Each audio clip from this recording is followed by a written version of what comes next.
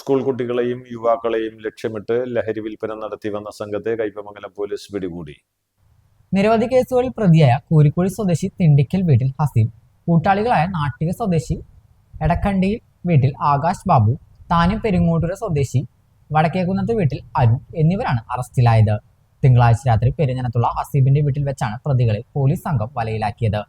ഈ വീട് കേന്ദ്രീകരിച്ച് ലഹരി ഉൽപ്പന്നങ്ങൾ ശേഖരിച്ച് വെച്ച് വിൽപ്പന നടത്തുന്നതായും ലഹരി ഉപയോഗിക്കാൻ സൗകര്യം ചെയ്തു കൊടുക്കുന്നതായും രഹസ്യാന്വേഷണ വിഭാഗത്തിന് വിവരം ലഭിച്ചിരുന്നു. ഇതിന്റെ അടിസ്ഥാനത്തിൽ തൃശൂർ റൂറൽ ജില്ലാ പോലീസ് മേധാവി നദീമുദ്ദീൻ IPSന്റെ നിർദ്ദേശപ്രകാരം പ്രത്യേക അന്വേഷണ സംഘം നടത്തിയ മിന്നൽ പരിശോധനയിലാണ് വീട്ടിൽ സൂക്ഷിച്ചിരുന്ന കഞ്ചാവും ആശിഷ് ഓയിലും പോലീസ് പിടിച്ചെടുത്തത്. പ്രതികൾക്കെതിരെ NDPS ആക്ട് പുറമെ കുട്ടികൾക്കെതിരെയുള്ള അതിക്രമങ്ങൾ തടയുന്ന ബാലനീതി നിയമത്തിലെ ജാമ്യമില്ലാ വകുപ്പ് ചുമത്തിയാണ് പോലീസ് കേസെടുത്തിരിക്കുന്നത്. Kaipamangalam police station SHO Bijith, SI Ajasuddeen, SI Manikandan, GSI Joby Paul, GSI Rajesh, GSI Nishi, GSCPO Sunilkumar, CPO Prajith, CPO Dinesh എന്നിവരാണ് പ്രത്യേക അന്വേഷണ സംഘത്തിലുണ്ടായിരുന്നത്.